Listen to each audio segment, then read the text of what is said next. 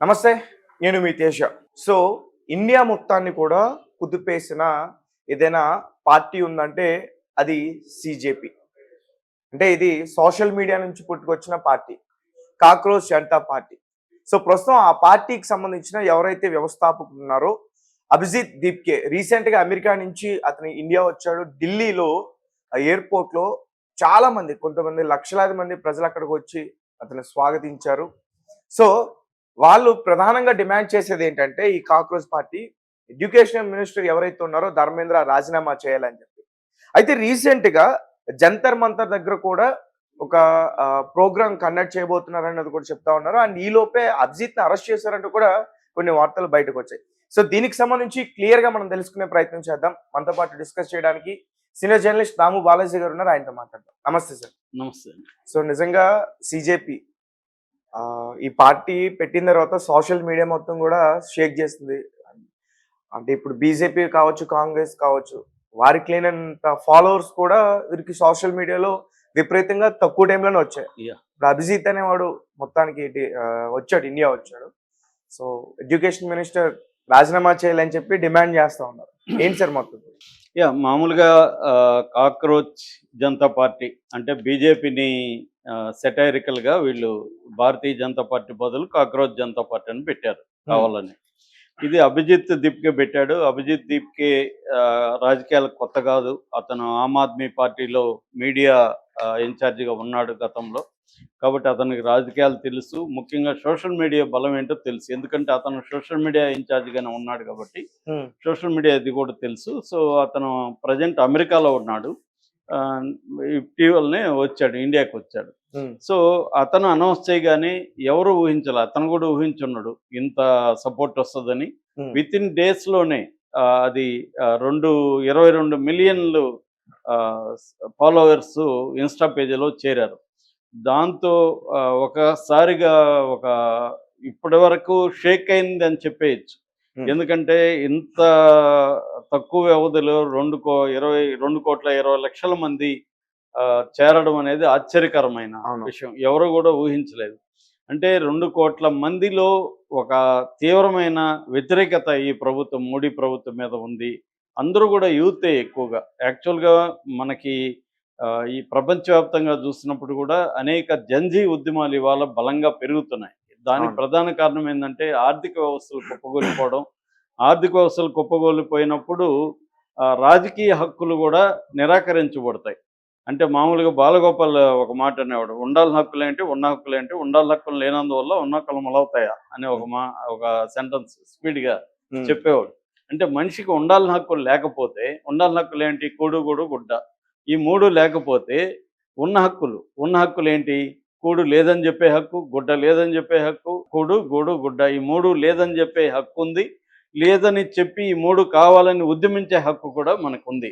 కానీ అవి అసలైన హక్కులు లేనందువల్ల ఉన్న హక్కులను కూడా వీళ్ళు అమలు చేయరు. అంటే నీకు నిరుద్యోగం ఉంది, ఉద్యోగాలు లేవు. దాదాపు గ్రాడ్యుయేట్స్లో 29% నిరుద్యోగిత, అంటే అన్ఎంప్లాయ్మెంట్ రేటు 29% ఉంది ఇండియాలో. సో ఇప్పుడు నిరుద్యోగులు ఉన్నారు, మాకు ఉద్యోగం కావాలని ఉద్యమించే హక్కు నిరాకరించబడుతుంది. ఇవాళ చూస్తే సోషల్ మీడియాలో పోస్టులు పెడితే కూడా కేసులు పెట్టి లోపలేసేస్తున్నారు. సో ఈ ప్రజలకి నిరసన తెలిపే హక్కు, ఈ ప్రభుత్వాన్ని విమర్శించే హక్కులు కూడా లేకుండా పోయినాయి. సో దాంతో ఎంతకాలం నువ్వు అణిచిపెట్టలేవు. అప్పుడు ఉద్యమంగా మారుతుంది. ఎప్పుడైతే అణిచిపెడతా ఉంటావో ఈ వాయిసెస్ని, అది ఉద్యమాలుగా మారేది మనం ప్రపంచవ్యాప్తంగా చరిత్రలో అనేక సార్లు చూసాం. కానీ ఫ్రాయిడ్ అంటాడు, చరిత్రల నుంచి ఎవరూ నేర్చుకోరని. మనుషులు చేసిన తప్పులే చేస్తుంటారు, దే రిపీట్ మిస్టేక్స్ అని ఫ్రాయిడ్ ఎప్పుడో చెప్పాడు.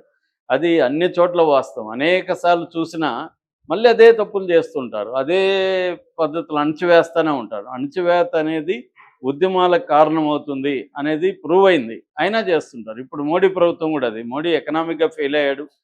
రాజకీయంగా వాళ్ళు గెలుస్తూ ఉండొచ్చు, కానీ ఆర్థికంగా ఫెయిల్ అయింది దేశం. సో ఇవాళ సంక్షోభం ఎదుర్కొంటుంది. నిరుద్యోగులు విపరీతంగా పెరుగుతున్నారు, అన్ఎంప్లాయ్మెంట్ రేట్ పెరుగుతుంది.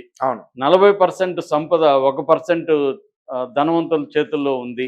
అందుకని ఇప్పుడు గుజరాత్లో వాళ్ళే ఒక 10,000 మంది ఉంటారు వ్యాపారస్తులు. ఈ మధ్యన ఒక ఆయన ఆర్టికల్ రాశాడు, మనకు కనబడేది అదానీ అంబానే కానీ ఒక 10,000 మంది ధనవంతులు గుజరాత్లో తయారయ్యి ఈ మోడీ వచ్చిన తర్వాత మొత్తం సంపద వాళ్ళ చేతుల్లోకి వెళ్ళిపోయిందనేది చెబుతున్నారు. సో ఎప్పుడైతే ఇది వస్తుందో నిరుద్యోగుల్లో తీవ్ర వ్యతిరేకత ఉంది. ఇప్పుడు నిరుద్యోగులు ఆల్రెడీ తీవ్ర వ్యతిరేకత ఉంటే అదేదో గోరు చుట్టు మీద రోగటిపోటు అనేవాళ్ళు పాత సామెత ఉంటుంది. ఆల్రెడీ వాడు గోరు చుట్టు అనే బాధతో ఉంటే దాని మీద గొడ్డలి పొట్టు వేసినట్టుగా మన చీఫ్ జస్టిస్ సూర్యకాంత్ ఏమన్నాడు, మీరంతా పరాన్న జీవులు, మీరు కాక్రోచ్లు, బొద్దింకలు అని పిలిచాడు. దాంతో ఒక్కసారిగా కాలింది. ఆల్రెడీ కోపంలో ఉన్నారు, ఆల్రెడీ బాధలో ఉన్నారు. ఓన్లీ వీళ్ళకు ఉన్నదంతా కూడా ఈ గిగ్ ఎకనామీ పేరుతో ఫాస్ట్గా వెళ్ళి 10 నిమిషాల్లో వెళ్ళి సప్లై చేసే ఈ క్విక్ కామర్స్ దాంట్లోనే ఉద్యోగాలు ఉన్నాయి ఇవాళ. అంటే మనకి 90% అసంఘటిత రంగంలోనే ఏదో ఒక పనులు చేసుకుంటూ బతుకోవాల్సిన పరిస్థితి. ఇంజనీరింగ్ చదివి కూడా బైక్లో వెళ్ళి చేస్తున్నారు. మొన్న ఒక నేను అటెండర్తో పలకరిస్తే వాచ్మెన్తో ఒక అపార్ట్మెంట్లో, ఏం బాబు నువ్వేం చదువుకున్నావు, నేను డిగ్రీ పాస్ అయ్యాను సార్ అని చెప్తున్నాడు. ఇంకొక అబ్బాయి ఈ గిగ్ ఎకనామీలో సప్లై చేయడానికి వచ్చిన అతన్ని ఏం చదువుకున్నావు అంటే నేను ఇంజనీరింగ్ చదివాను అంటున్నారు. అనేక మంది మనం ర్యాపిడో డ్రైవర్లను అడిగితే వాళ్ళు చాలా మంది ఇంజనీరింగ్ చదువుకుంటారు. ఎందుకంటే సంవత్సరానికి 15 లక్షల మంది ఇంజనీర్లు మనకి తయారై వస్తున్నారు. ఆ 15 లక్షల మందికి ఉద్యోగాలు లేవు. సో వీళ్ళందరిలో తీవ్రమైన అసంతృప్తి ఉంది. ఈ అసంతృప్తిని మరింత రగిలించే విధంగా మన చీఫ్ జస్టిస్ కామెంట్లు చేశాడు. ఆ తర్వాత ఏదో నేను అట్లా చెప్పలేదు ఇట్లా చెప్పలేదు అన్నట్టుగానే ఆయన రికార్డ్ అయినది వీడియో ఉంది. అంటే వీళ్ళు ఉంటారు కొంతమంది, వాళ్ళకి పని పాటు ఉండదు, వాళ్ళు సోషల్ మీడియాలో ఉంటారు, ఆర్టీఐ ఇదిగా పనిచేస్తుంటారు, వీళ్ళు పరాన్న బుక్కులు, వీళ్ళకి ఏమి ఉద్యోగం ఉండదు. ఉద్యోగం ఉండదంటే ఉద్యోగం ఉండి చేయట్లేదా వీళ్ళు అన్నట్టుగానే మాట్లాడాడు ఆయన. ఉద్యోగాలు లేకుండా కదా వీళ్ళు చేయట్లేదు, ఉద్యోగాలు చేయకుండా ఎలా బతుకుతారు ఎవడైనా. సో దీంతో వీళ్ళలో ఒక్కసారిగా రగిలింది. ఈ రగిలిన దానికి అతను ఏదైతే కాక్రోచ్ అన్నాడో అదే నిజం చేస్తే అవును మేము కాక్రోచ్లమే, అవును మేము నిరుద్యోగులమే, అవును మేము అరాచకవాదులమే అంటూ వాళ్ళు బయటకు వచ్చారు. బయటకు వచ్చి ఒక్కసారిగా సోషల్ మీడియా షేక్ చేశారు. కానీ దాన్ని కూడా ఆహ్వానించాల్సింది పోయి బీజేపీ కానీ దాని సంస్థలు కానీ వీళ్ళంతా పాకిస్తాన్ వాళ్ళు, వీళ్ళంతా బంగ్లాదేశ్ వాళ్ళు దీంట్లో చేరిన ఈ 2 కోట్ల మంది అని ఒక దుష్ప్రచారం మొదలుపెట్టారు. దాంతో ఇంకా కోపం వచ్చింది వీళ్ళకి. వాళ్ళు అప్పుడు డేటా చూపించారు. మనకి మామూలుగా ఇప్పుడు యూట్యూబ్లో మన వీడియో ఏ దేశం నుంచి ఎంతమంది చూస్తున్నారో కూడా మెటా డేటా వచ్చేస్తుంది. అలాగే దాంట్లో ఎవరెవరు ఏ దేశంలో అని చూపిస్తే 1% కూడా ఎవరు అక్కడ కాదు, మొత్తం ఇక్కడ వాళ్ళే, ఇండియా వాళ్ళు, కొంతమంది అమెరికాలో ఉన్న వాళ్ళు, కొంతమంది గల్ఫ్ దేశాల్లో ఉన్న యువకులు, తక్కువ మంది. 99% ఇండియన్సే ఉన్నారు దాంట్లో అనేది తేలిపోయింది. దీన్ని కాంగ్రెస్ కానీ ఇండియా కూటమి కూడా బలంగా ఉపయోగించుకోలేకపోయింది. కానీ వీళ్ళు ఆగలేదు అంతటితో. ఇప్పటివరకు ఏంటంటే ఈ అభిజిత్ దీప్కి ఎక్కడో ఉన్నాడు, సోషల్ మీడియాలో ఫాలోవర్గా చేరితే ఏమైపోతుంది అని అనుకున్నారు. కానీ అది ఇప్పుడు కాక్రోచ్లు సోషల్ మీడియా నుంచి నేల మీదకి వచ్చాయి. ఇవాళ ఢిల్లీని ముట్టడించడానికి బయలుదేరాయి, జంతర్ మంతర్కి వెళ్తున్నారు. అతను కూడా రంగంలో దిగాడు. అతను కూడా ఊహించలేదు, అతనేదో మనకి ఇక్కడ ఇంక పడదలే అని అమెరికా వెళ్ళిపోయాడు. అట్లాంటి అతను కూడా మనం ఎక్కడ కూర్చుంటే జరగదని అతనికి తెలుసు. ఇది గ్రౌండ్ లెవెల్లో రావాలి. ఇప్పుడు మనకు వచ్చిన జంజీవ్ మూమెంట్స్ నేపాల్ చూసుకున్నా, ఇటీవల అంతకుముందు బంగ్లాదేశ్లో తీసుకున్నా కోట్లాది మంది, వేలాది మంది, లక్షలాది మంది విద్యార్థులు వీధుల్లోకి వచ్చేసారు. ఒక్కసారి ప్రెసిడెంట్నే చంపే పరిస్థితి వచ్చేసింది 2 దేశాల్లో, ప్రధానమంత్రుల్ని, ప్రెసిడెంటే పారిపోయి రావాల్సి వచ్చింది. 15 ఏళ్ళుగా ఆమె ఉక్కుపాదంతో నడిపిన షేక్ హసీనా చివరికి దొంగతనంగా పారిపోయి ఇండియాలో తలదాచుకోవాల్సిన పరిస్థితి రావడానికి ప్రధాన కారణం ఈ జంజీ జనరేషన్. నేపాల్ అంతే, అంతకుముందంతా కూడా అనేక దేశాల్లో కూడా ఇది జరిగింది. కాబట్టి ఇండియాలో జరగదని ఏమి లేదు. ఇండియాలో మోడీ ప్రభుత్వం ఏమనుకుంటుందంటే మన ఉక్కుపాదంతో తక్కేయచ్చు అనుకుంటుంది. కానీ ఒక్కరిని దొక్కుతావు, ఇద్దరిని దొక్కుతావు. మన జైళ్ళంతా కూడా కలిసి 5 లక్షల పాపులేషన్ జైళ్ళల్లో ఉంది. ఇప్పుడు వచ్చింది కోట్ల మంది. ఎక్కడ పెడతారు వీళ్ళని? జైళ్ళలో కూడా పెట్టలేరు, జైల్లో కూడా బ్రేక్ అయిపోతాయి. కాబట్టి ఇప్పుడు కాక్రోచెస్ అనేవి ఒక పెద్ద ఉద్యమంగా మారిపోయింది. ఫస్ట్ వీళ్ళు 5 పాయింట్ అజెండా పెట్టారు. అందులో ఏంటంటే జ్యుడిషియల్, ఫస్ట్ జడ్జి మీదే పడ్డారు.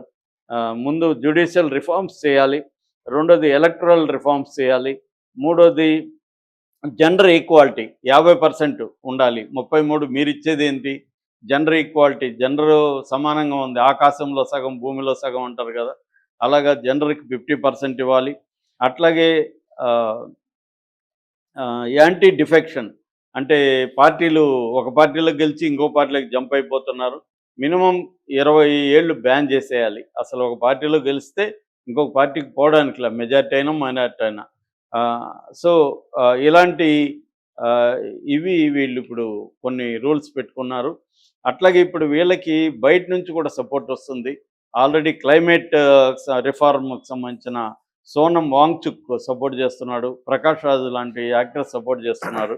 ఇది మెల్లగా ఏంటంటే ఇది ఒక జంజీ ఉద్యమంగా మారే అవకాశాలు అయితే కనిపిస్తున్నాయి. దీన్ని ఆహ్వానించి వాళ్ళతో చర్చించి వాళ్ళని కూడా కలుపుకోకపోతే మోడీ ప్రభుత్వం కూలిపోయినా కూడా ఆశ్చర్యం లేదు. అందుకని రాహుల్ గాంధీ కూడా అంటున్నాడు త్వరలోనే కూలిపోతుంది, మోడీ రిజైన్ చేస్తాడని.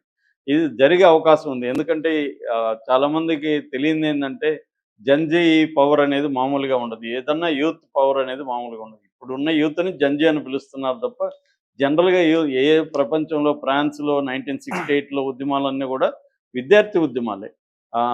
మన దేశంలో చెప్పుకోవాలంటే అస్సాంలో విద్యార్థులే కదా నాయకత్వంలోకి వచ్చారు, రాష్ట్రాన్ని పరిపాలించడానికి వచ్చారు. సో అనేక చోట్ల, అనేక దేశాల్లో, అనేక చోట్ల విద్యార్థి ఉద్యమాలు, యూత్ ఉద్యమాలే ఆ ప్రభుత్వాలను కూలదోశాయి.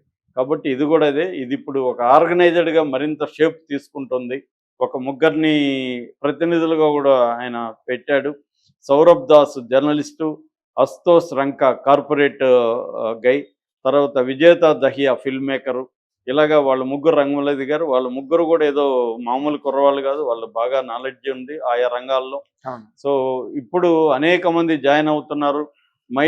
మైబీ కాక్రోచ్ అని పెడుతున్నారు. నేను కూడా కాక్రోచ్నే అని ఒక హ్యాష్ ట్యాగ్ కూడా వైరల్ అవుతుంది. సో ఓవరాల్గా కాక్రోచ్ ఉద్యమం అనేది మోడీ ప్రభుత్వాన్ని కమ్మేస్తుందా, దించేస్తుందా, లేకపోతే మోడీ ప్రభుత్వం అనేక మందిని తొక్కేసినట్టు ఈ ఉద్యమాన్ని, అంటే వీళ్ళు బలమే ఉపయోగించరు, డబ్బులు ఉపయోగిస్తారు, వాళ్ళని కొనేస్తారు, వాళ్ళకి ఆశ చూపిస్తారు, ఏదో రకరకాలుగా దాన్ని నీరుగార్చి దానికి కొంతమందిని వీళ్ళే పంపించి గందరగోళం క్రియేట్ చేస్తారు. ఎందుకంటే ఇప్పుడు అది ఒక ఆర్గనైజ్డ్ కాదు కదా, ఎవడంటే వాడు వెళ్ళొచ్చు. వీళ్ళే జాయిన్ చేస్తారు, కొన్ని లక్షల మందిని వీళ్ళే జాయిన్ చేసి దాన్ని ఇంటర్నల్గా దెబ్బతీసే కార్యక్రమం కూడా చేస్తారు. అనేక కుట్రలను ఎదుర్కొని ఉద్యమం నిలబడాలి. ఉద్యమం అంత ఈజీ కాదు.